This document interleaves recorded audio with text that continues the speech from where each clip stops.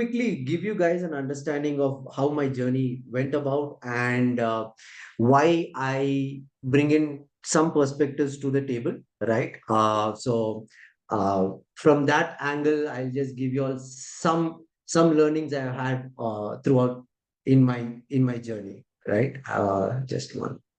Cool. So, anyways, you guys know my name, so there's nothing much to talk about. My profile photo, I've converted that into the new latest sensation in ChatGPT, right? Saying that, okay, rather than putting the profile photo, let's use the latest art that has been taking the world by storm, right? Anyways, the boring part is obviously how my journey started. I am a computer science engineer.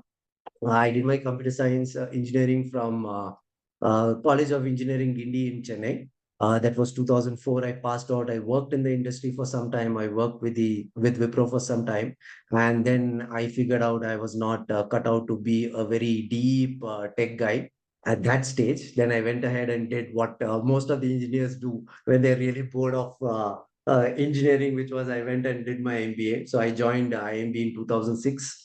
Passed out in Prasanna, 2008. can you use a mic or something? You are a little It's bit, no, yeah. it's still not audible. Okay, no worries. I will talk a little louder, right? I'll perhaps take a. Is it better now? Prabhat, is it okay for you? Yeah, it is little better, Prasanna. Little bit louder. Okay. Yeah, I'm just checking my system's settings on this.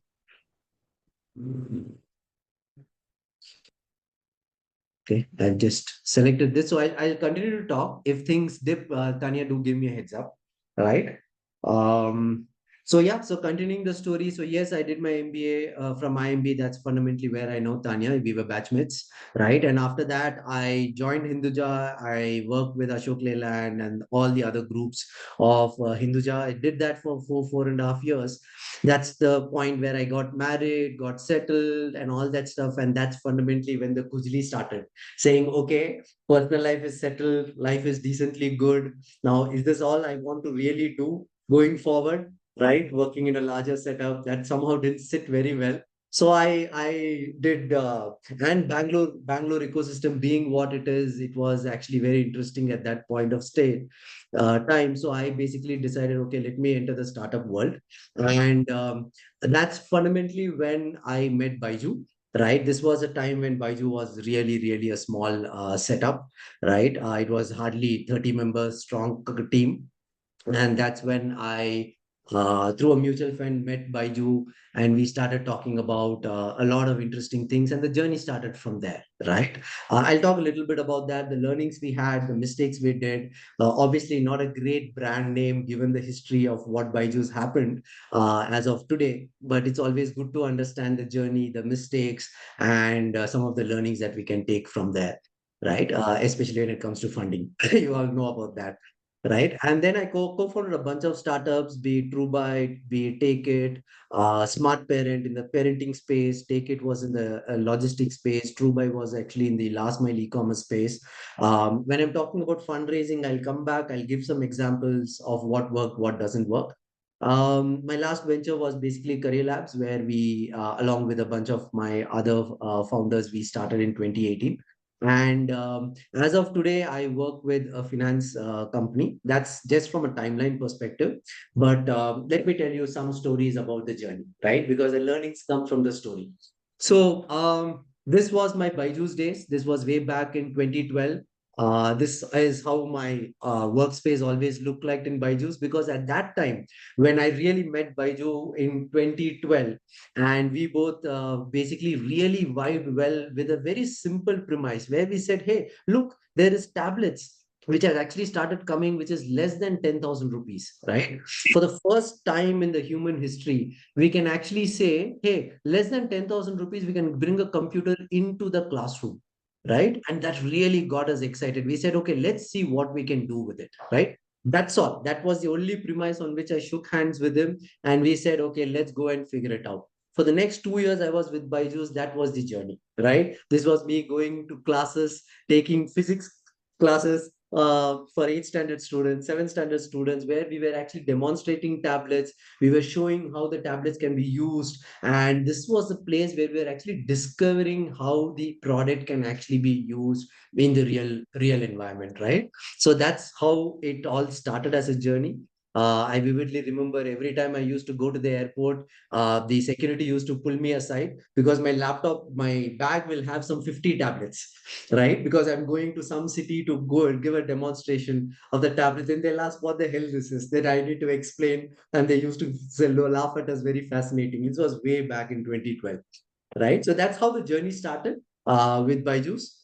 After 2 years, I moved out of Byju's. This was primarily the time when Sequoia came in and invested. I'll tell a little bit about the Sequoia story, how truly an entrepreneur pitches the vision and really convinces a VC, right? So I'll talk about that when we are talking about in the later stages of the slide. After that, I basically with few of my other IMB batchmates, we started few other e-commerce last mile related initiatives. This was true buy. I basically had to really understand what happens in tier 2, tier 3 cities in India. So we went and set up shop in deep parts of Tamil Nadu. I set up a stall. I sat there for 6 months so that I can interact with customers and do all those particular pieces, right? So every stage is a learning for us.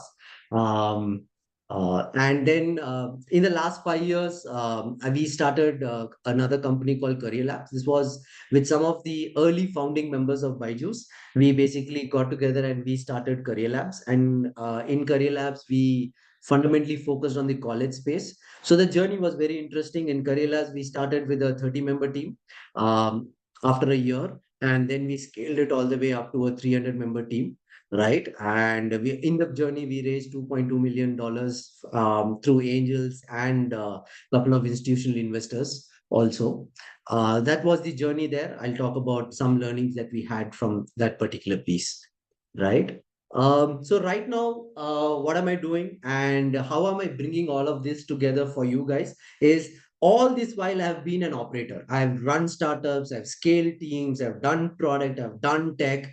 And then right now, after some time, we said, okay, I want to explore the other side of the table, right? So right now, I actually work with this group called Unitas Capital. It's a group with three companies. It is all everything is about funding and financing, right? So Unitas Capital, the company is actually an investment bank. We basically raise funds for early stage companies, right? But we work primarily in the impact space. Which is basically financial institutions, electric vehicles, battery, clean tech, and all those things. Then we also have UC Empower, which is actually an equity fund by itself. They in this we basically invest as in the Series A stage we invest into companies, and then there is UC Inclusive Credit, which is primarily an NBFC, right? So what we do is we help people raise equity, we invest in companies, and we also help people raise debt, right? That is loans, right? So that is the triangle that actually we do. And I've got a very good perspective of this side of the table and on the other side of the table. So I can empathize with both the parties and understand what it really is required to bring everything together, right? So that's kind of my journey so far.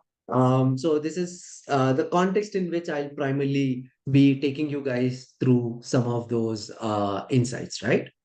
So, in today's session, we'll obviously talk about the checklist, but the checklist is nothing great, right? You can just do a Google and you ask ChatGPT, it will give you the checklist. No big deal, right? So, in the world of ChatGPT, you will obviously get all the checklist, all the knowledge that you need. But the idea is beyond the knowledge, beyond the checklist, we'll need to have some really good insights on that, right? So the insights which will help us to understand, okay, why is that these guys are looking for this information? What is that I need to do in my business which will help me raise the capital to grow my business, right? So a lot of insights that we would need. So the checklist, obviously, in the end, we will give you the checklist. We will talk about all those things, but that is something you can get as a knowledge. But as an insight of why the checklist is required, how can you build and connect the dots across is something that we will discuss as we go through this journey, right? So one of the things, I've been an education entrepreneur, I've taken classes, so I always do this in my workshop. So pardon me for that. So whenever we do a session, a workshop, obviously there is recording. We will share the recording, we will share the PPT and all that stuff. But the problem is, once we know that I'm going to get a PPT in the end of this workshop, I will actually not take my notes, right? Now, what that does from a fundamental learning philosophy, if I'm not taking a notebook and I'm not making notes, my brain is not absorbing and internalizing that information, right? So one thing I would really encourage you guys is, hope none of you guys are driving. So just take a note, just basically keep noting down the keyword, do a mind map, jo bhi karna hai, do that, because that is how you're going to be internalizing this entire piece. Tanya, you're able to hear me?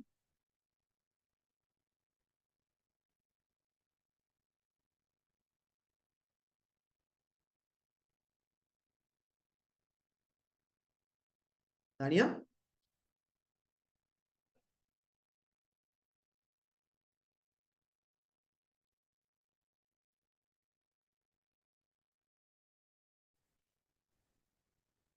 Hey, sorry, I I think think we lost you for some time, Prasanna. I know there was a power outage. Sorry for that. Though there is a backup UPS that didn't kick in the way it is supposed Come to to. Kolkata, you won't have that. So I know you're pitching for that, right? So just give me a minute. I'll just reshare my screen. And yep, we are back. Okay. Am I audible? Yeah, Arun, you're audible. Just a thing, Prasanna, it's a small world because Abhijitda is also part of BEE. Oh, nice, nice, nice. Yeah, yeah. I'll tell him. Yeah, and he has Yeah. also invested in BEE startups. Yeah. Yeah, so that's what, right? Small world. Uh, so yeah, I know if I told he would have come and participated. He's that into all this thing. I told him it's okay, fine, you stay here. Later we'll bring you in to actually have a conversation. Right? Absolutely. So lovely. So cool. So yes. So continuing on this. So yeah. So what we will do is, yeah, I was just talking about how to internalize this. Do take notes. It really helps you to internalize, right? That is 101 of attending workshops. We learned it from the education world. The science truly talks about that particular piece, right? Okay. So having given all that stuff, so let's get into the crux of what we wanted to discuss, right? So as I told, um, before we discuss about, say, an angel investor or a VC, what are they looking for? Let's understand the first principles of fundraising, right?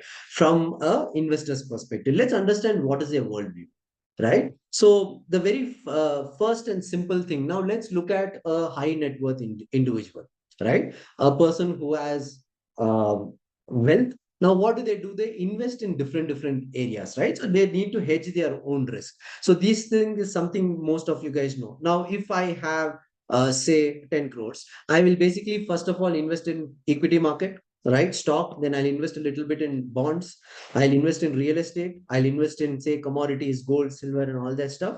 Then I will invest a little bit on alternative investments, say a crypto and all that particular pieces, right? So this is very standard, right? And then I will basically also want to hedge, and I will basically start investing in my private markets, right? Which is companies which are not listed. Now, this is typically how the worldview basically for an investor looks like. A high net worth individual investors look like, right? And that's fundamentally where they are basically coming at, saying, okay, let me start invest in private markets. And when they basically say, I want to invest in private markets, and that's fundamentally where the private funding basically gets kickstarted. Are they really investing themselves? For instance, in angel investment, right? Like how Arun and others are doing, they would directly participate. But in some cases, if very high net worth individual, what they'll do, they'll basically take this and they will give it to a venture capital fund, right? And the venture capital fund will basically come back and they'll basically invest in startups, right? I won't get into two technicalities of this. Again, I don't want to lose you guys. But this high net worth individual is what we call as LP. limited partner in a VC fund, right? And the VC guys that you guys typically talk to, if you are reaching out to a principal in a venture capital, they are basically called GP, right? General partners. Um, right. So again, nothing to worry about it, just so that you know some things there. Now, very interestingly, now think about this. Now, the guy who's coming and saying, okay, let me invest in private market, right? Private companies. Now, there are three types of companies in which he can basically invest, right? One is early stage companies, others is growth. They have hit the growth stage companies, other is pre-IPO stage companies. Now, once the company becomes IPO, they will obviously be part of the equity investment, right? Now, this is fundamentally the worldview they basically have. What are they basically saying? Saying, hey, if I am investing in early stage companies, the risk is very high because most 95% of the early stage companies don't succeed, right? So there are some stats around that. So that means my risk is very high. So I need a lot of returns to justify this investment. So the higher the risk, the higher the return. The rule of law is very simple, right? In that. Same thing, growth stage companies, lower risk than that. So I'll still expect much better return than a publicly listed market company. And a pre-IPO stage company also, the risk is medium. And there also I will need some returns on that. Right? Now, why do we need to understand this is how the flow of money, the supply chain of money, how it flows into a early stage risk capital money actually comes from here. They understand it's a risk investment, but based on which stage they are investing, they would expect returns accordingly, right? So with this, now we will basically try to kind of understand what are the VCs doing. Now, what does a VC do? The VC go take the money from these guys and they basically form a fund. Let's say they form a fund for $10 million or whatever the money is. And then they come and let's say they invest across 10 different companies, right? Now, when they invest across 10 different companies, do all the companies perform well? No. This is a classical thing. At the end of this workshop, we will share one PPT, which talks a little bit more about what is a VC worldview, right? This chart, I've taken it from there. It's a very interesting thing. Once you understand that, then you know what to exactly talk to when you're talking to a investor, right? Not an angel investor, but an institutional investor. And what are they looking for? So you are more ability, your pitch deck will basically talk things that really make sense for them. Now, coming back here, amongst the 10 investments that the VC is doing, 5 will be a dud, right? After 1 year, they done.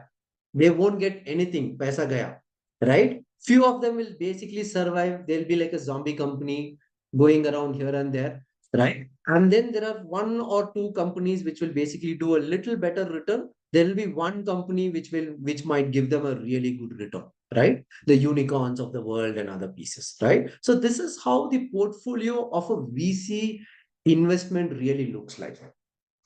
Now you understand this. Now you say, okay, that's why when a VC is looking at me, they know they're taking a risk, right? 50% of the investments go put. So they are ready to take the risk, but they also want to know what is the return or what is the potential for the company when it comes to that investment, right? That's why when you typically talk to a VC, when you typically have a pitch deck, the fundamental things that you really need to put in there is the first thing they would want to know, as Arun told, who is the jockey? What is the team? Does the team know what they are doing? Right? The very first principle of investment is the business might be great, but what about another competitor coming and taking your lunch? Right? So they really want to know, is the team really focused? Do they know what they are doing? Will they go the distance? So the very first thing in your slide deck you would really want to highlight is your team. If you are a solo entrepreneur, then why are you the right person to do what you have to do, right? The second thing is something called as TAM, right? Total addressable market, right? Saying how big is the market for which I can potentially sell this product, right? Total addressable market. Today's session is more about the checklist. There are future sessions where we'll go detailed about all the other pieces, right? What is a TAM, how to calculate TAM, all these particular pieces will go into that. But don't worry for today. Today we fundamentally are saying, okay, what is your TAM? The second one they check. The third piece is they're checking what is the tech that you're using, right? Why tech? Because if they really want to see, are you going to be able to create this particular outlier impact of you're going to scale fast, you're going to become really big. Now, can you scale fast at a hockey stick pace without technology? No, right? So they will always check whether your story has a strong technology piece built in. If it is there, fantastic. If it is not there, then what else other you're compensating with it for, right? The third is traction. Have you had any traction? What it means is, you're selling something. Is it really solving a customer's pain point? Are customers using your product? Now remember, traction does not mean revenue, right? Most of the time we connect traction to revenue. It is a good principle to do that. Obviously, a business should have revenue, but it doesn't mean that traction does not always convert to revenue, right? That's why you would see so many companies without revenue, they're raising so much funds, right? Just because of their traction. WhatsApp, your classical example, right?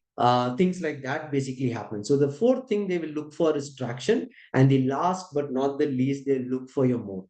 Moat means what exactly is the moat or the wall you're building around your business, which will help you withstand competition, right? The classical question that you will typically get asked, if you have a tech product, you go and talk to some analyst and you do a pitch, they will say, hey, why can't Google do this, right? Why is not Facebook? Why can't Facebook do this? Or why should, in India's case, you will say, why can't Geo do this? If you're running, let's say, a retail product, why can't a Geo do this, right? This is a classical question that will come. Then the question, the way we answer that is totally different, but that's a classical question. One thing they're trying to test is they're trying to see, okay, what is truly the mode that you basically have in your product, right? Now, these are the five things they look for. Why they look for this? Because this is how their balance sheet actually looks like, right? So that's the reason I just gave you guys this backend insight so that you know why a VC asks what they basically ask, right? Okay, so I'll just take a pause here. I know there's a lot of questions on this. Tanya, anything relevant to what we discussed so far? Ashish has asked a question. I think you can take it up.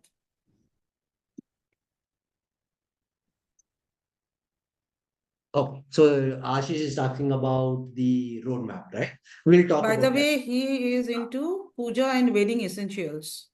Okay, Take okay. it. Oh, lovely. Very interesting space.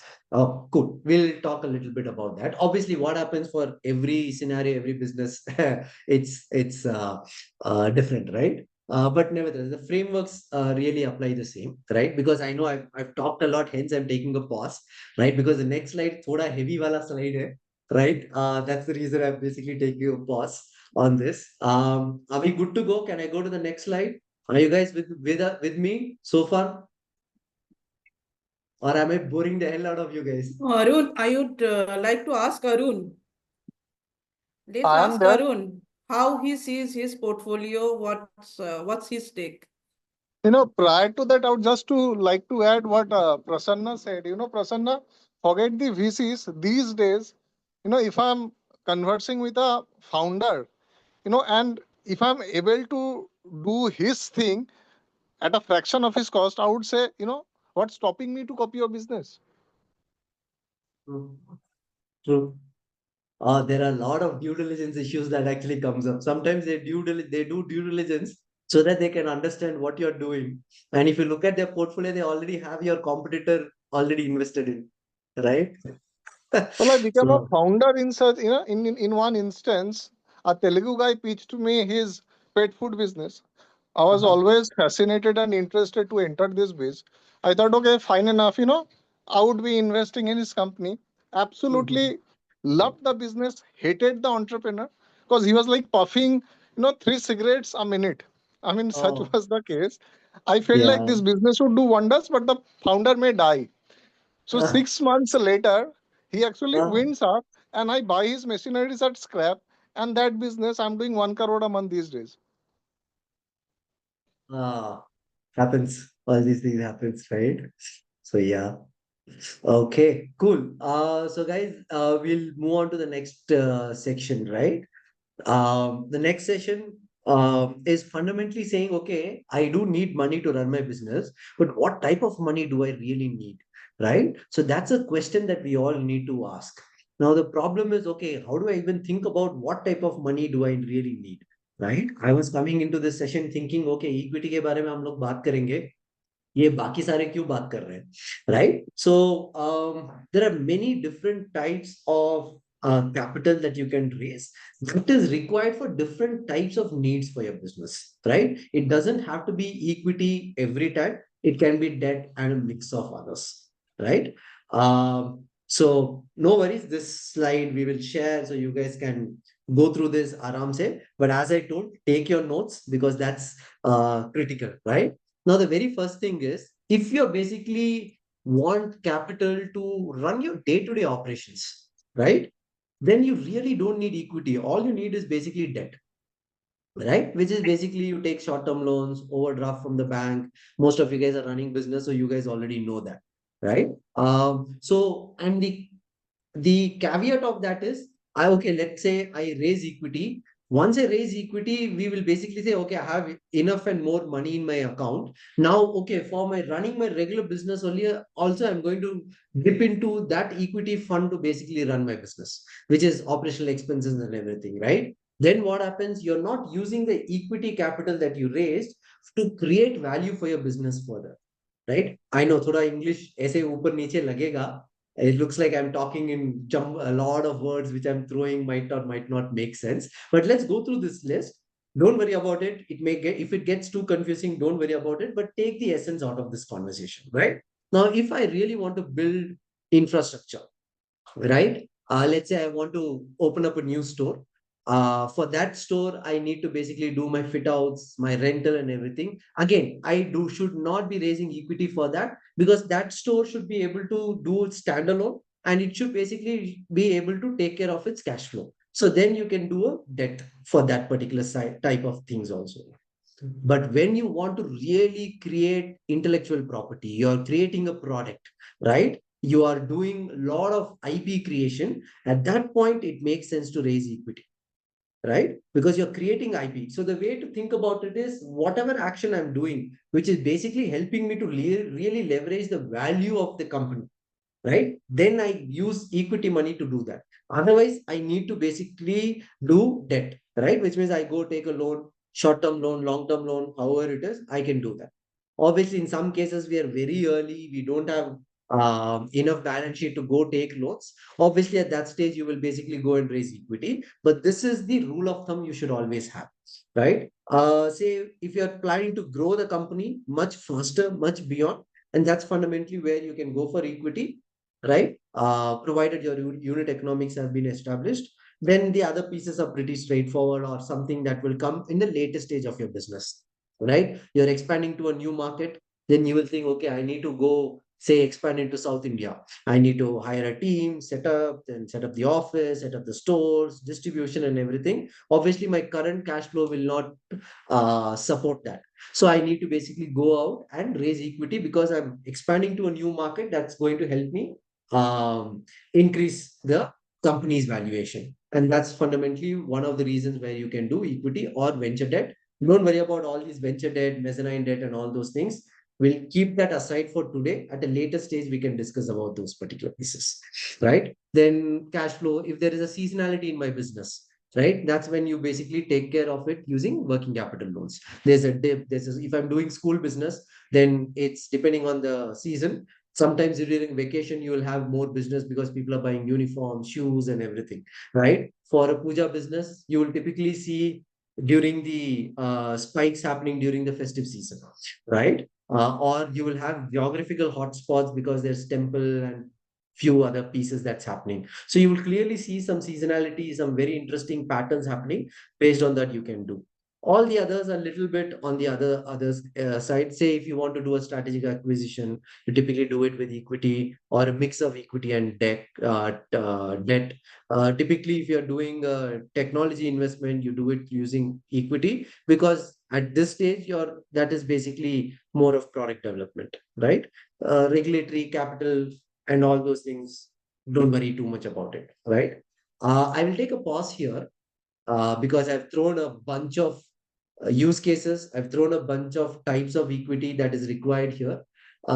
Is there anything in this slide you all specifically want me to clarify? I'll be happy to do that. Yeah, you can unmute yourself and ask questions. Yeah, hi Prasanna. Yeah, Ashish this side. yeah, Yeah, hi. इसमें एक question है, आपने जो seasonal needs वाला जो आपने point बोला, जैसे कि हमारा बिजनेस है पूजा रिलेटेड, ठीक है, तो पूजा के टाइम सीजन में तो ऑफ कोर्स वो स्पाइक होता है, बट हमारा एक और कैटेगरी वेडिंग के लिए भी है। तो wedding, if your wedding is on सितंबर, तो आप 1 महीने 2 महीने पहले से तो आप शॉपिंग नहीं करोगे, आप 6-7 महीने पहले से आप प्रिपरेशन करोगे। तो उसके लिए जो हमें मार्केटिंग का जरूरत होगा, जो हमें स्टॉक का जरूरत होगा, जो हमें इन्वेंटरी चाहिए, टीम चाहिए, अलग अलग चीजें चाहिए, तो उसके लिए Right. भी क्या ये वर्किंग कैपिटल रिकमेंड होगा या फिर इक्विटी या डेब्ट या फिर जो भी आप कहना चाहो? So the way you can think about it, these two are technically separate business lines, right? Your regular business line, which your puja items are there, but your Yeah, wedding business line is a separate business line which has different customer set, it has yeah. different seasonality, it has different ticket sizes, right? So we think of that as a separate business line. So that's how, first of all, we look at it. Now the question comes is my main business line generating enough cash using which I can sustain this other business line? If the answer is yes, then fantastic. Within your team, you are able to manage the cash flow. If the answer is no, then you basically think about it as okay, can I leverage my main business line and raise loan for that and use that to generate business or create this other business line, right?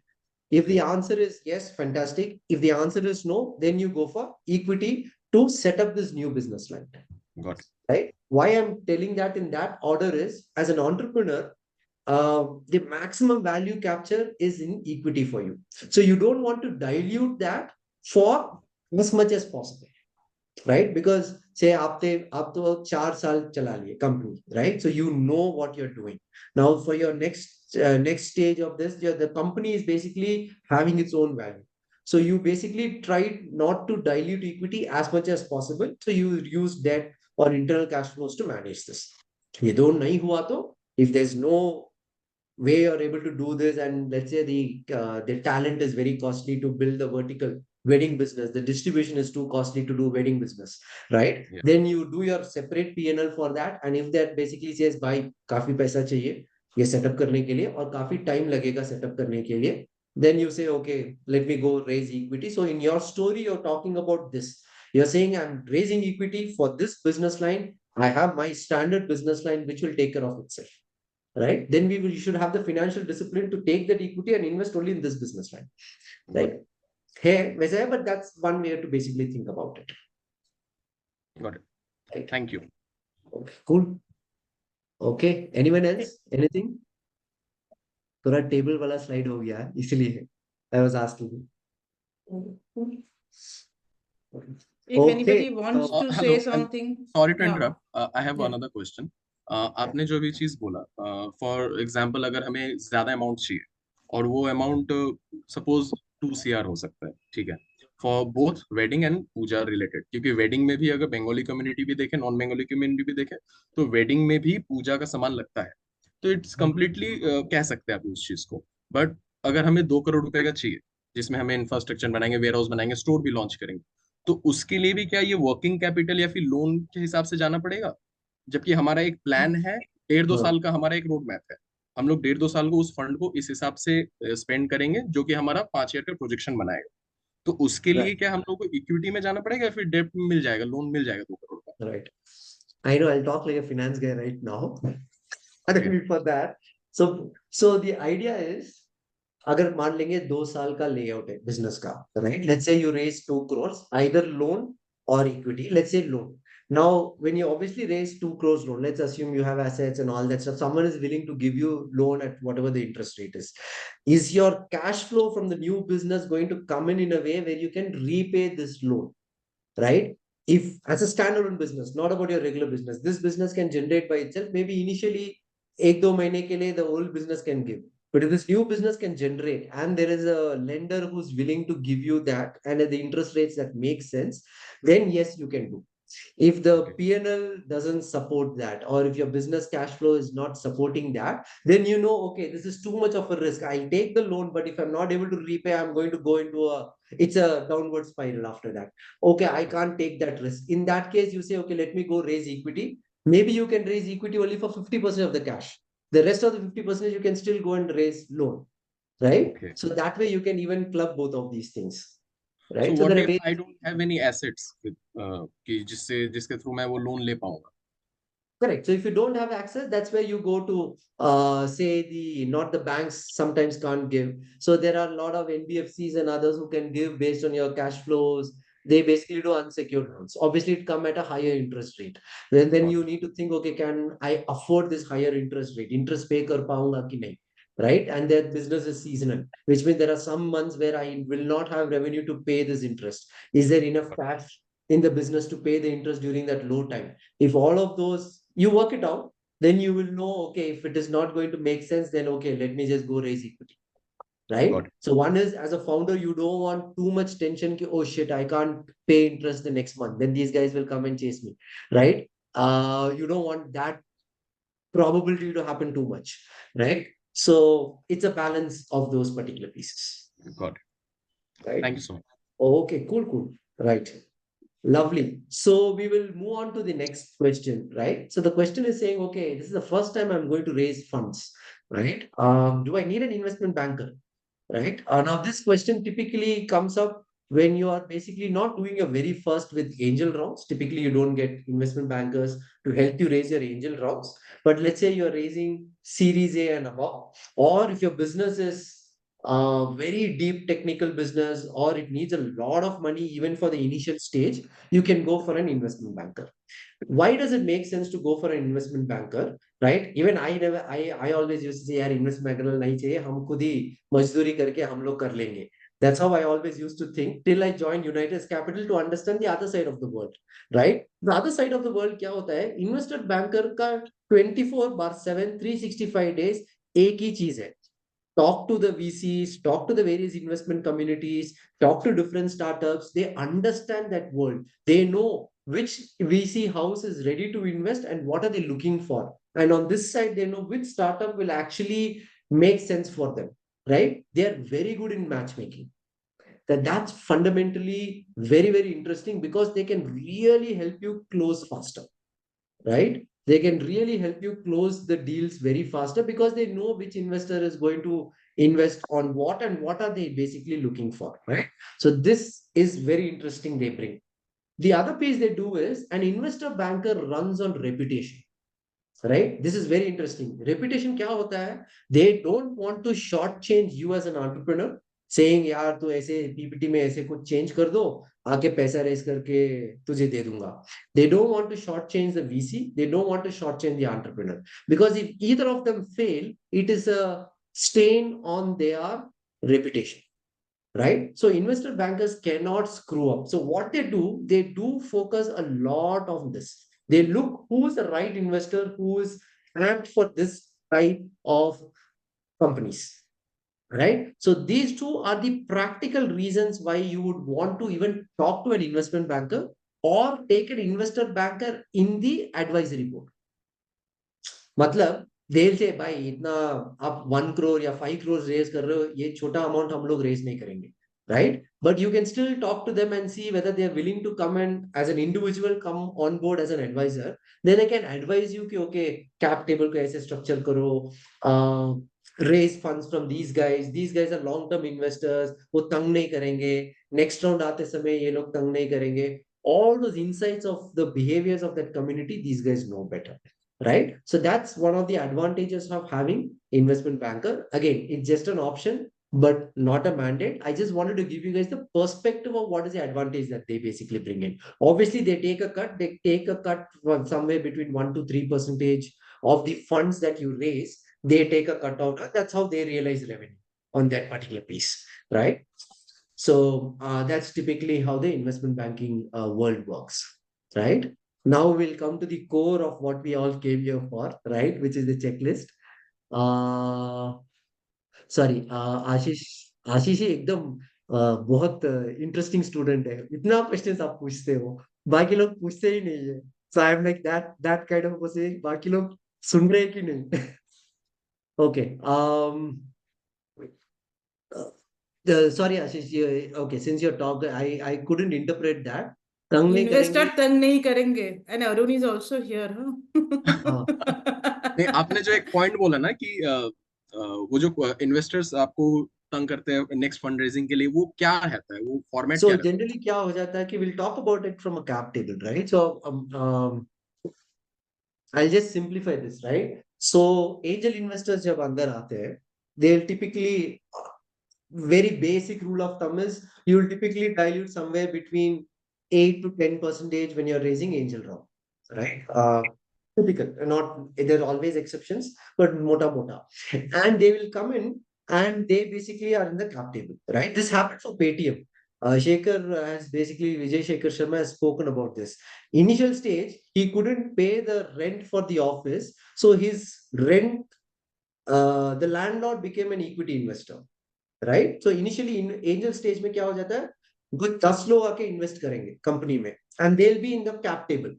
Now the cap table is the one which is determining the governance of the company, who owns what and who has what say. So later stage में क्या होगा, in when the institutional investors come in, they don't want so many chutku investors, because क्या होगा, every time they need to pass something they have to get signatures from everyone, all those things. So they typically will say, as you go into series B and all, they'll say by to uh, just consolidate all your angel investors, give them an exit, right? So that's typically how they would want to keep the cap table clean as much as possible. At this stage, sometimes the investors, early stage investors, obviously, if the company is doing good, they wouldn't want to exit. Some might not want to exit. Some investors in the angel stage would end up coming onto your board, which means they will have a right on what you decide. Board में signatory होंगे.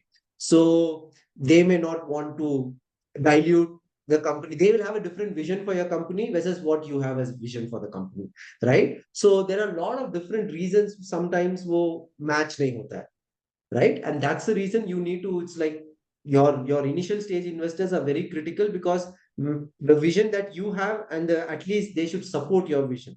They should not have a different vision and try to take you somewhere else, right? So that's the point. Obviously it's a very large 30,000 feet view मैंने बोला, nitty gritties है, but mota mota, that's why we basically say that, right? Okay, yeah, Sayan also said something ऊपर वाला ना, Sayan. Okay.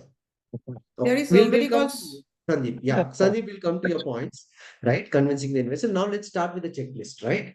Now checklist में क्या होगा? When you are about to go and raise funds, right? Before you go and raise funds, it's checklist where nothing is new, right? But I'll tell you the reasons why you need this. Now you know how a VC or an angel really looks at any early stage companies, right? Obviously, you will need to have a pitch deck, right? Then you need to have a very good detailed 2-year financial projections, which includes your profit and loss or your MIS ही मान लीजिए ना, for a simplest stake, right? Balance sheet and all भी करना है तो कर सकते हैं. But you think about just your MIS and your profit and loss, which is detailed for 2 years. You can put for 5 years, but everyone knows the world really changes in 5 years, right? So 5 years may, it is way too much. So generally you have a detailed one for 2 years. Obviously you can just extend that for 5 years. रख ही लोगे. But when you see you, the conversations will always be saying, okay, 2 साल में क्या करने वाले हो? 2 साल में क्या होगा? Because one thing is, mostly within 2 years, the company will need to go and raise the next round of funding. So what they're checking is they're checking, okay, if you take my money now, are you good enough to basically sustain yourself so that you can go and raise the next round of funding in 2 years, right? Or 2 years, 1 year, जो भी है. But generally 2 years में करना पड़ता है, right? And उसके लिए जो आपका financial planning है, is that good enough? The money which you're raising now, will that sustain you all the way there? That's why they basically ask for financial projections, right? And in a way, financial projections, जब आप Excel sheet खोल के you have a conversation, say with an analyst or whoever that is, it will, you would have made a lot of assumptions when you're making the projections. So that assumptions is what they would want to check. Is this assumption good, not, and how it is, right? Product roadmap. Matlab, okay, next 2 years, how am I envisioning? I have this portfolio of products. What am I adding new? Technical product है तो मैं क्या अभी build करूंगा उस time पे वो क्या build करूंगा then business model how am I going to make revenue, right? You can clearly say कि hey, first year I'm not going to make revenue because I'm building the product, I'm getting users for free. उसके बाद I'll make revenue, I'll charge every user 10 rupees per month, right? So something, the business model क्या है, who is your competitor in the space, and most important, ये तो आपको पता ही होगा, most important thing is this journey of building a company is not individual journey, right? You may be a founder now, but you definitely need lot of key roles that you need to hire in the near future. You need to have a good understanding of what roles you want to hire and make that list and keep for the next 1 or 2 years, right? All these things ties up when you tell the larger narrative, right? What is the larger narrative? The larger narrative is ki bhai main kyun kar raha hu?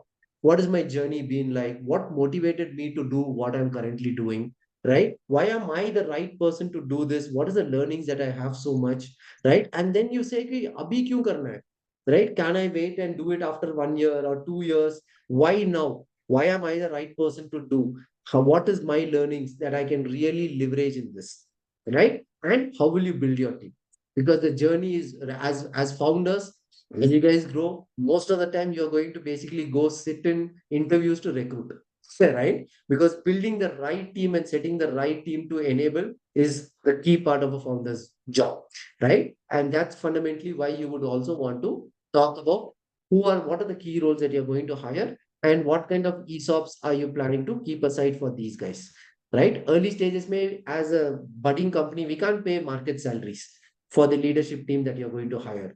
Then, okay, then I need to then compensate in terms of equity. So equity कैसे करेंगे हम लोग ESOPs के through करेंगे. So कितना ESOPs देना है, all that stuff is there. Don't worry, at later workshops we'll go into some of the details for this, right? That's I have a question for Arun that given Yeah. he is also an investor, so what he thinks that the early founders or all everything should be bringing on the table before approaching him. Maybe some good stories, Arun. See, I mean, since I'm a founder as well as an investor, having both the background definitely helps. And to me, if I'm talking from an investing point of view, it basically boils down to, say again, I mean, as I talked about the jockey, right? So if someone is into the food business, right? So I mean, I'm associated with Chaigram and we sell biryanis for $75. So we are not only like, I mean, undercutting the established legacy ones, which basically sells at 2 to 3x, but we are also undercutting the unorganized ones. So neither the legacy ones can't stoop to such lows.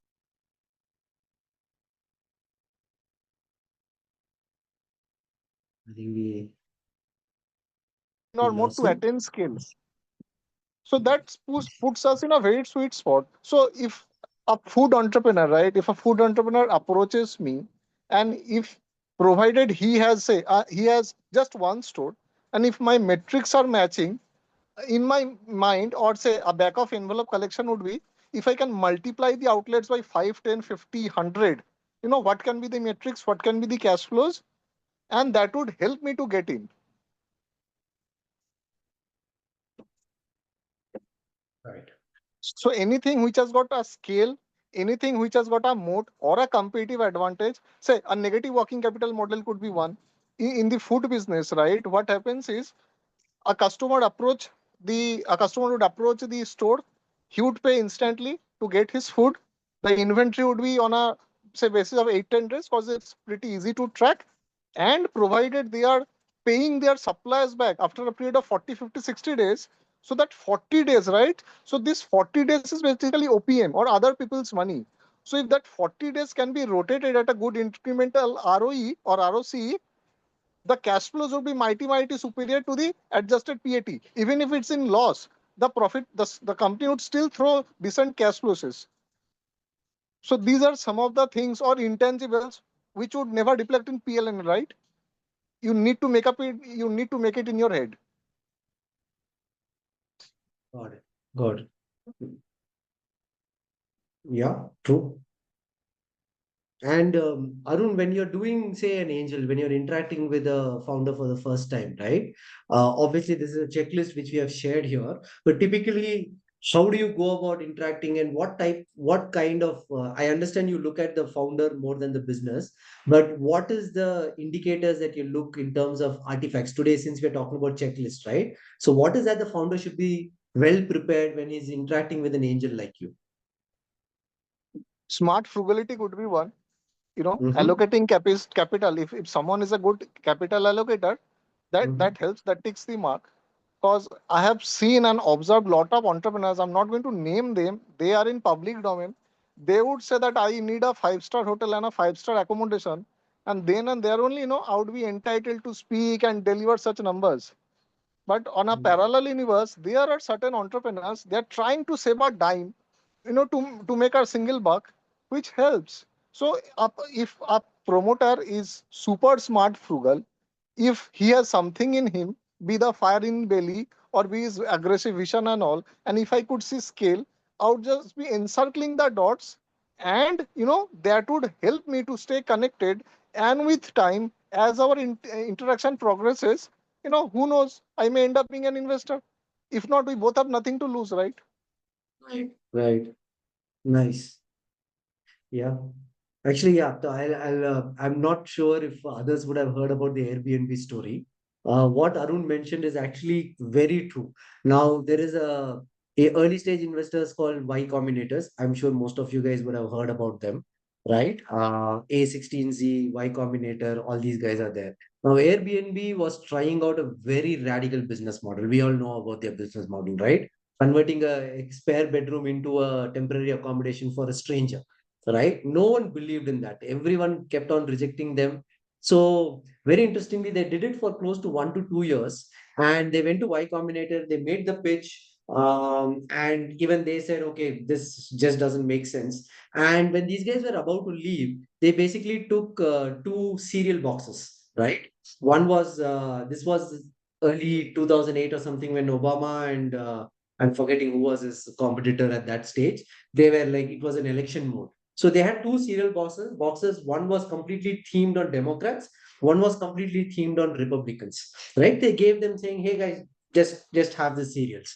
Right? And they were basically planning to leave. Then these guys stopped and say, "What is this?" So they said that's when they said, "Okay, the story of that." They said, "Okay, while we were running the business, we didn't have enough cash flow. We needed to generate cash flow, and we found that when the conventions are happening, say the Democrats are holding a rally, so we found that a lot of people come to that town. So we used to rent our bedrooms for them. And at that time, we said, okay, how can we make extra money on this? They said, why don't we create a Republican themed cereal? They went to Walmart, got normal cereals, designed a nice box, put it inside that, and they basically sold it for premium. Right. And that's how they generated extra cash to keep themselves sustained in that business, right? This is the story that they told. And that time, Y Combinator and all those guys realized saying, okay, these guys are truly committed to the business model. These guys are actually smart. They figure out a way to run the business and they invested. Right. And now today we know where Airbnb is.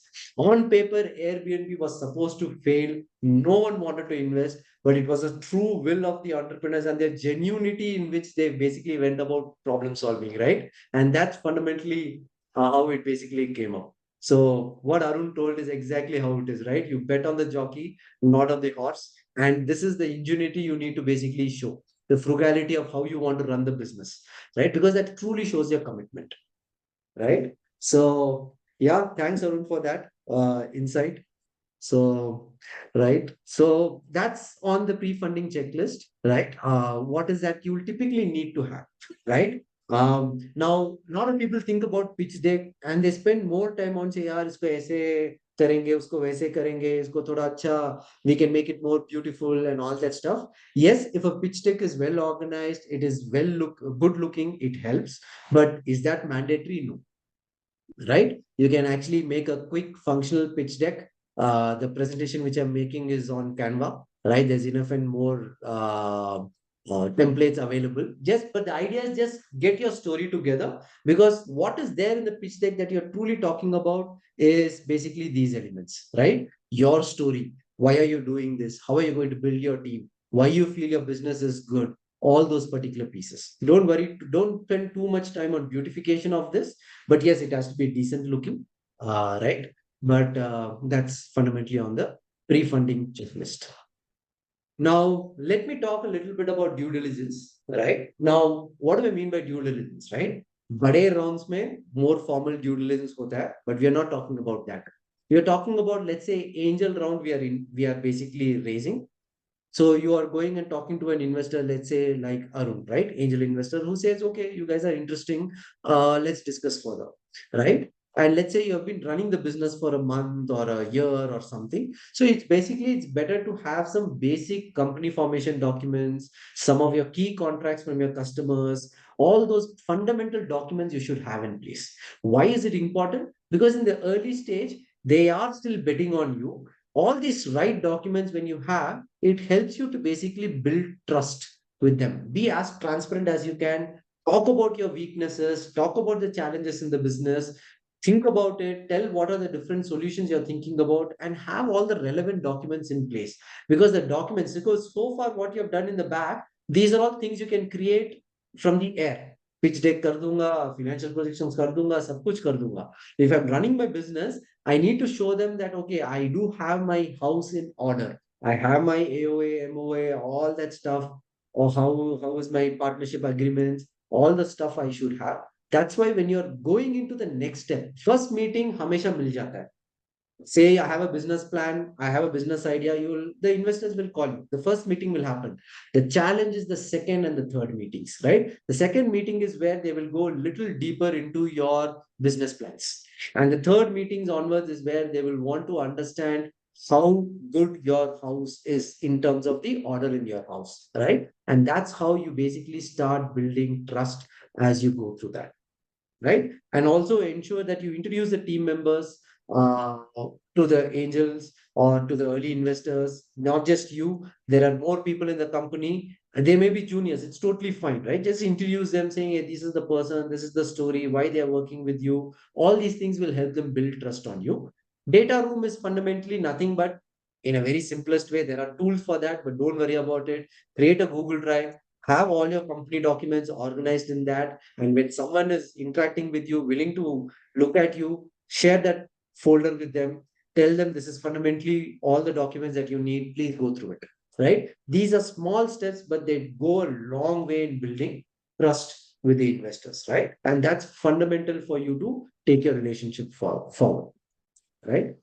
So that's on that particular piece. So far, what we have discussed is completely on the checklist that you need when it comes to uh, fundraising and for due diligence, right? And I will basically take you all to the closing slide. Then we will basically do Q&A, right? The closing slide is something which my Byju's journey, right? We all know what happened in Byju's. I'm not going to reiterate that, and when I shifted to a regulated company like UC Inclusive Credit, which Abhijit Da is running, as Arun told, right? We work very closely.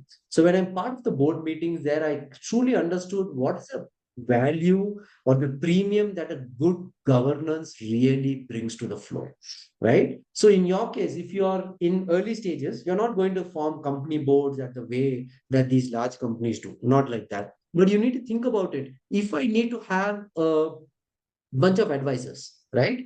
Who knows my industry, but beyond that, who are true leaders who are true leaders who need not be from your industry, right? Who are those advisors who would be part of my advisory board, right? How can I bring them on board? And how can I, if I'm forming a formal company board, can I invite them to be part of the board, right? If you think through that as a way and you express this, say, to an institutional investor, what that creates is they truly get a lot of comfort in the way that you're going to be running your business, right? Because when you have a board which is a mix of not just the founders but people from the industry, people who are true leaders outside of the industry, right? If you have these three types of people, obviously your investor will also be part of the board, right? They also bring a lot of value. But if you have a board which is a configuration of all these three, then for sure your risk of failure goes down a lot. So if a company has a good governance mechanism, you can easily command a 10 to 20 percentage premium in your valuation. Right now, this is statistically proven for public limited companies, right? Where, for instance, a very simple thing, right? TCS is much bigger than Infosys, right? But when you look at the IT services companies, the first company which will come and publish their quarterly reports is Infosys. They will only first kickstart that. Why? Because when Infosys comes and says, we expect the next quarter to achieve such percentage in growth, or these are the risks we are seeing. They are not bluffing. They are very good in governance. So that becomes a benchmark for all the analysts to look at what the other companies are telling, right? So that is a premium that you can actually get when you really do good governance. But at the early stage, don't think too much about it. The way you need to think about it is, how can I get my advisory board for me, who can be from the industry and who can be leaders from outside the industry, right? That's how you can basically think about it. And that really helps. I've seen a drastic difference. In Byju's, the failure was fundamentally governance, right? At the heart, in the initial stages, no one really wanted to do really nefarious things in Byju's or in any companies like that, right? Which went down. But fundamentally, the scenarios evolve like that. Then people take one wrong decision after another wrong decision. There is no one to mentor them, no one to question them, and that's fundamentally it went all the way down, right? So that's something which I wanted to leave you guys with, and um, we will share this PPT, and we will share a PPT on how VCs think. Those are two very interesting resources to have. And these are my coordinates, my phone number, my email ID. Weekends are fundamentally kept aside for startups, right? Anything you all need, anything I can be of assistance to you all, feel free to reach out. Happy to help. Tanya is there, Arun is there, Prabhat is there. All these guys are there to basically help you guys achieve your journey, because it's not just your journey, it's a whole journey of the community. You win, all of us win, right? And that's the key thing that we all need to know. We all support each other, which I've seen a lot in Bangalore, right? So I really hope this community really grows much stronger and Calcutta becomes a true beacon for us, right? So with this, we will take a pause. We will move into the Q&A side, right? Arun is also there. So, Tanya, over to you. You can perhaps read the questions, and Arun will be in a much better position to answer some of them. Yeah, I will take up Shayan's question. Yeah. Shayan Dotto is asking that I have an idea and want to start a business with minimum investment around 10K. How will I get a network, a team after that to operate the idea into practical?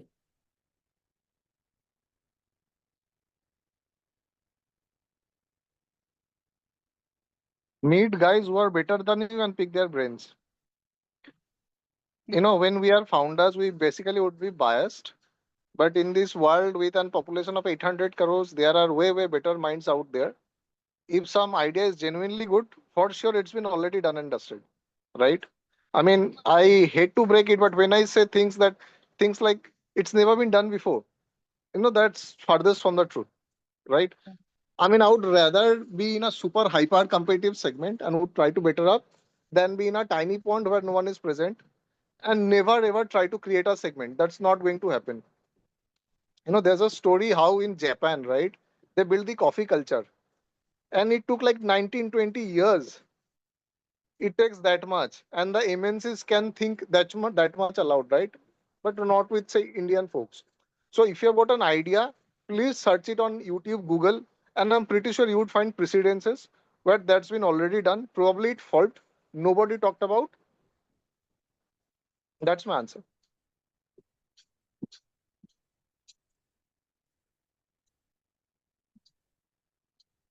And coming back to Prasanna's session today, it was much more useful than what I probably presumed. So hats off and kudos to Prasanna. Just to add one liner, these days we have the advent of angel list. So angel list is basically a medium, you know, that helps on the governance side as well as that minimizes the number of investors that you are going to have in your organization. So in the simplest of words, angel list would be your investor who may accommodate 200, but in the cap table, it would be just one. An angel list is been founded by the none other than the great Naval, right? So Naval itself is an enigma. True. Right. So, Sayan, just to add on that, 10,000 is fundamentally what you have. That's the stage where you use that money to go and really fine tune your business plan, your idea, and everything. Because to run a business, that will not help you from a working capital perspective, but that's fundamentally where you should be able to using that money to really formalize and fructify your idea. How will I get network and team for people to operate and all that stuff will basically fall in place because let's say you're running a food business, then you know a bunch of people who are there within BE who are in the food business space, right? Arun and others. So you will obviously reach out to them, start talking to them. It starts with one step. It starts with one reach out. That's where you'll get it. And very interestingly, people are very open to having a chat, right? We'll feel, oh, ye to time nahi denge, but just reach out to people. People are more than happy to help. That's one beautiful culture that has come up in India, especially in the startup world. Everyone has faced this challenge and failure, right? So when someone comes and knocks the door saying, yaar mujhe thoda time do, people are more than happy to do it. So knock the doors, and use that time and that money to basically fructify your idea into a very strong ideation, right? And that's one thing. I think Saptarishi was asking more on real estate firm. We want to do No, there projects. is some other question from Sandeep Uh-huh. Ghosh. What are some tips for convincing investors? चलिए investor से बात कर पूछ लेते हैं, बोलिए sir. Cash flow, cash flow, cash flow. The persuasion also helps. I've seen, I've rejected guys like 30, 40 times, and they still came back to me. And eventually I said yes. So persuasion also helps. See, let's assume this is the early stage in when Sandeep is basically going and pitching the idea, right? So when you say convincing investors, they're also looking at saying how convinced are you, right? For instance, if you're going and saying, sir, मुझे ये idea है, मुझे ये करना है, लेकिन मैं मेरा नौकरी कर रहा हूँ. I will work on my day job 5 days a week. On weekends, I will basically do this. Give me 1 crore, right? That's not a very convincing pitch to basically put it. Basically, they're saying, "Bhai, tu khud hi isme you're not convinced," right? So that is how it will come across. Now, if you have a genuine reason why you want to work and you can still do it, you have a team, then you need to go one step further and convince them, right? So what they do in the early stages, they are also evaluating you, saying, "Will you go the distance?"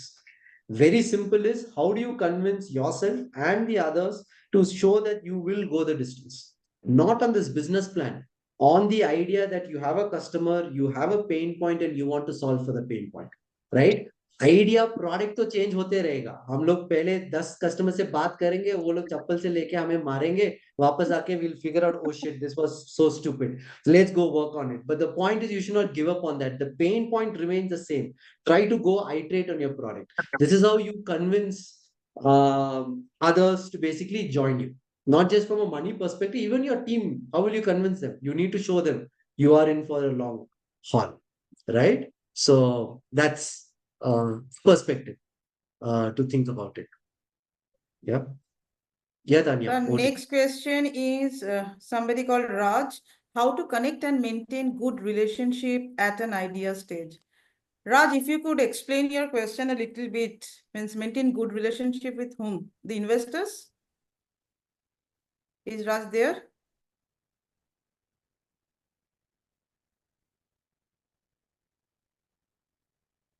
Okay, so I'll just add a perspective from because I've seen the other side of the table of an equity and an investment bank, right? So जैसे हमारा normal business में जो pipeline होता है ना, business development का pipeline, वैसे exact pipeline equity investors का और investor bank का भी होता है, right? So what they do is if you go and pitch and they say, hey, at this stage for this business idea or at this stage of your business, we can't participate. So all the best, thank you. But in their pipeline, they will basically say revisit after 6 months. So very interestingly, you will see that they will actually ping you after say 3 months or 6 months ki bhai kaise chal raha hai, right? They would definitely not want to give up on any opportunity. They want to see have you passed that milestone. If you have, then they will engage with you, right? So they also want to keep tab on how you're doing. And it is the same way that you also basically go. When someone says no, that doesn't mean they're shutting the door down. They're saying no for now, right? Which means then you basically one thing is you ask the feedback, ki bhai batao why you don't want to invest or why you don't want to partner with us. They will say XYZ reasons. When you achieve one of those, then you go back and tell them, hey, I achieved this. Now tell me, give me your feedback, right? So you can use the context of your own business to basically keep the relationships running. And with investors, both the parties really want you to succeed, just that sometimes the timing will not work. So keep in touch regularly with them. That doesn't mean send them good morning messages daily, but low frequency mein, hey, this is what I found, or you found some interesting articles that's happening, which might be of interest to them, share the article with them, right? So things like that, give them value and you also keep in touch with them, right? Relationship building is fundamental for us in humans. Eventually, it's a trust on which we basically do all these things. So, wo to hota hi hai. The next question is from Shoptoshi Sinha. I have real estate firm. We want to do project. What are the funding options? So typically, real estate projects के लिए तो you have some asset against which you can still raise funds, right? For instance, you will have the other owner and the who has the land. Maybe you're building an apartment there, right? So typically, it doesn't make sense to raise equity for this. It will typically be debt, right? Debt is how you would typically do a real estate project because the cost, the cash flows are pretty stable. You can actually estimate all of those, right? It's not that you build a building and you're saying, oh shit, I don't know whether customers will come for this or not. So real estate projects typically doesn't make sense to do an equity if it's a single project which you are basically raising for. But let's say you are basically saying, hey, for my real estate, I want to build a platform where I want to do fractional sales, which means I build an apartment instead of 10 houses, 10 owners, I want to have 100 owners, right? Obviously, there are regulations you need to think about it. So I'm going to raise only 1 lakh from 100 owners and they will own it and the rental, they all split it amongst themselves, a fractional ownership. So if you want to do a business model like that, then for that specific platform building, you will basically go raise equity. But to build a building as such, it doesn't make sense to raise equity. It makes sense to basically go raise debt because that actually brings in a lot of financial discipline also. Right? May not be the answer you want to hear, but that's where we are currently. If there's anything more, do ping me. I'll be happy to look into it and give you some inputs. Ashish has some questions. So please, Ashish. Yeah, hi. Actually, I have so many questions, but मैं summarize करके तीन चार ही पूछता हूँ. आपने एक चीज बोला जो इक्विटी एंड वैल्यूएशन से रिलेटेड मेरा एक क्वेश्चन है. फॉर एग्जांपल अगर मैं 2 CR का फंड रेज कर रहा हूँ और वो मेरा रोड मैप जो होगा 2 CR मैं पिछले आने वाले 2 साल में कहाँ का एक्सपेंस करूंगा और इवेंचुअली वो जो मेरा टर्नओवर होगा रेवेन्यू होगा वो तीसरे साल चौथे साल पांचवें साल तक आई विल 100 करोड़ तक मेरा रेवेन्यू जाएगा. हमारा ऐसा प्रोजेक्शन है. तो आज के टाइम में वो वैल्यूएशन किस बेसिस पे डिसाइड होता है या फिर मैं अगर इक्विटी भी अगर मुझे डाइल्यूट करनी पड़े तो वो 5 ईयर बाद में जो मैं 100 करोड़ का रेवेन्यू कर रहा हूँ उसके बेसिस में डिसाइड होगा या फिर 1 साल 2 साल में आप क्या कर रहे हो उस बेसिस में डिसाइड होगा. This is my first question. Please इसको थोड़ा सा क्लैरिफाई कर दीजिए. I can add perspective from later rounds, right? At angel level, it truly is a complicated, it depends. That's the answer which goes in angel. But at a later round, very simple. There is a concept of monthly recurring revenue, annual recurring revenue, because you're a revenue generating business. You're not at an ideation stage. So they will always look at your annual recurring revenue and they'll put a multiplier on that, right? Say 2x of that, 3x of that. And that's fundamentally will become the valuation of the business. A very simple rule of thumb is that, right?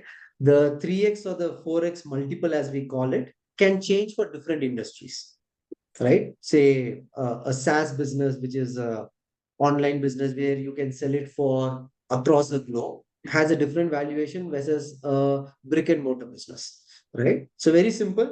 Last year, I finished with, let's say, 1 crore. That's my annual recurring revenue.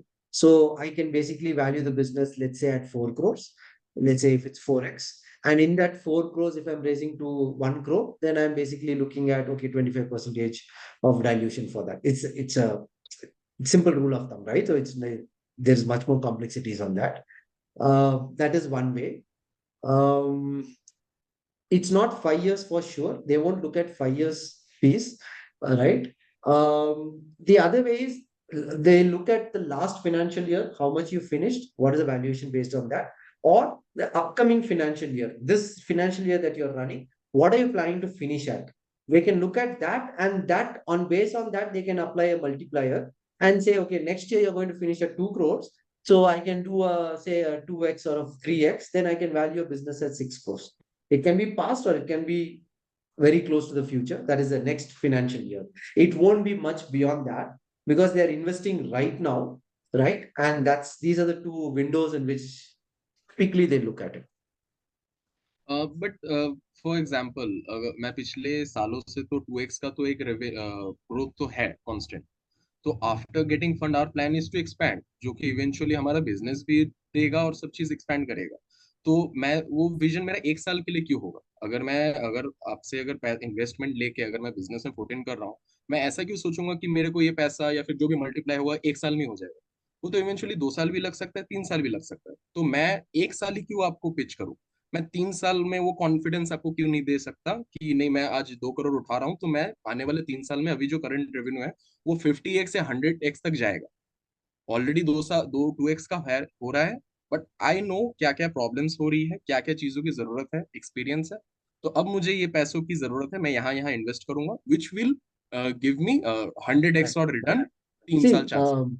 the multiplier that any investor applies on your business is a factor of how the industry is going, is a factor of how confident are they on on the founder who's running this, historic data and all those things, right? It's something that you can negotiate, but typically there's fixed ranges. They don't go beyond that. Now, why am I talking about 1 year, 2 year window in which they're looking at valuation is, remember how a high net worth individual invests into a VC fund, right? I'll just give you guys that context so that samajh mein aa jayega. When a VC fund, if I am a VC fund, I go take money from a high net worth individual. I basically tell him, give me 100 crores.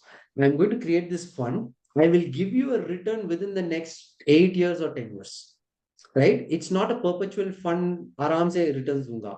So the day I take the money, the clock starts, right? I need to give my investor a return. So when I invest into a startup, I'm not looking for saying buy to आराम से 10 साल के बाद बड़े हो जाओ उसके बाद देखेंगे नहीं. I want you to grow right now, right fast. Which means it's not that you're going to go and list in IPO in 5 years. It takes a 10 years journey for a company to do that. So how am I thinking? I'm thinking, okay, in 5 years, when you do the next round of raising fund, whenever you're raising next round of raising fund, I will dilute a little bit, take the money and pay back my guy, right? So it is all those calculations that they look at it. So that's why it's a very tough job for them to have because they need to give much more returns and they need to hedge the risk around. That's why they are doing. Remember, very simple. They are investing risk capital, right? Which means मुझे safe capital चाहिए तो मैं जाके bank में डाल दूंगा. It is a risk capital, so they want returns accordingly. So they do want you to grow at that level, but the valuation is in current का timeline पे valuation करेंगे. The 50x that you say is if you achieve that, that's the bonus they get, right? That's your bonus they get. So this is In the return I worldview am that they have. giving I am diluting more equity. अगर वो Right, that's bonus what, right? तो So that's what, right? So then basically when you're building your story, when you're showing that, how confident are they that you can achieve this? Accordingly, you will be in a better position to bargain. That's why it's just like your classical sales negotiation, right? You don't talk to only one VC with only one hope. You have two, three pipelines running and you take your time to figure out who's giving what. So there will always be one lead investor and that lead investor dictates the term and all the other investors come in as per that term, right? So it's a rabbit hole. I don't want to kind of confuse a lot of us with all those things. So when you do a round, there will be a lead investor. Their term sheets are the ones which will dictate for all the other investors. And who's the lead investor? The lead investor is the guy who's putting the maximum money, Okay. right? So that's typically how it happens. This is my second question कि एक due diligence से related question है. Due diligence में basically आप लोग देखते हो MOA AOA जो भी कंपनी का स्ट्रक्चर है यही सब चीज. तो इफ हमारे टीम में 4-5 मेंबर्स हैं बट सम ऑफ देम कि अभी एक्टिव है कर रहे हैं and they are the core members, ठीक है. तो बट उनमें से कुछ लोगों का नाम बहुत जन रिकमेंड कर रहे, सीएस रिकमेंड कर रहे कि एक एमओए में आप एक साथ 4-5 जन का नाम मत दीजिए, इन्वेस्टर्स आएंगे तो बहुत कॉन्फ्लिक्ट होगा ये सब चीजें. बट इवेंचुअली कुछ मेंबर्स ऐसे हैं जो आज हमारे लिए मैटर नहीं कर रहे, बट जब हम लोग एक साल बाद अपना एक और एक्सपैंड करेंगे तो उस time they will help us. तो उनका भी नाम क्या आज एमओए में आना चाहिए या फिर ये कुछ इन्वेस्टर्स के Not point of in view से? MOA. The question is, are you going to give them equity or not? या Right? Definitely we are. Huh. So the equity will come in the form of ESOPs. Because on Yeah. the day of formation, if they are part of them, then you can give the equity. Later, you can't give that equity because you'll have to give it in the form of ESOPs, employees co. So you need to keep aside, say, 10 to 15, 10% or 15% of the 100% of the stocks. 15% will be kept aside for ESOPs, where we are saying, okay, these guys are all my future leaders. So for these guys, I'm allocating, say, 1%, 2% jo bhi hai, ESOPs for these guys, which will vest over a period of time. So that's how you basically ensure that you're taking care of them and they get the value as the company grows, right? That's something, even if you don't have an ESOP pool right now, whenever an angel or someone comes in, bolenge, bhai, tu ESOP ka ek pool create karke rakho. Because when you're growing, you can't do it yourself. You need to attract talent and you have to give ESOPs so that they can basically get all those things, right? On paper, ESOPs is fundamentally how you share value, but practically ESOPs, India mein, until unless you list, it's a dead weight, right? Because the taxations and everything is just way too crazy. But yeah, the ESOPs is the way you basically ensure that the current employees and the future employees realize value. Right? Yeah. Thank you. Over to you, Tanya. Yeah, there are no more questions in the group, so I think we are at the end of our session. Thank Okay. you, Prasanna. Thank you, Arun. But Arun, 2 more lines from your end before we close today's session. And for everybody, we are planning our next session. We will get to know about soon. There has been another workshop that we'll be planning this month. Yeah. Definitely need more such sessions from guys who have seen it all, done it all. And we Calcuttans, I mean, we lag a bit behind in such cases. So, I mean, thanks to Prasanna for turning up and helping the BE guys with his insightful experiences. Hopefully, this paves way for much more. Kudos to Tanyadi and Prabhada. Keep doing it, and I'm all in to support. Thank you, Arun, for your support. Thank you, guys.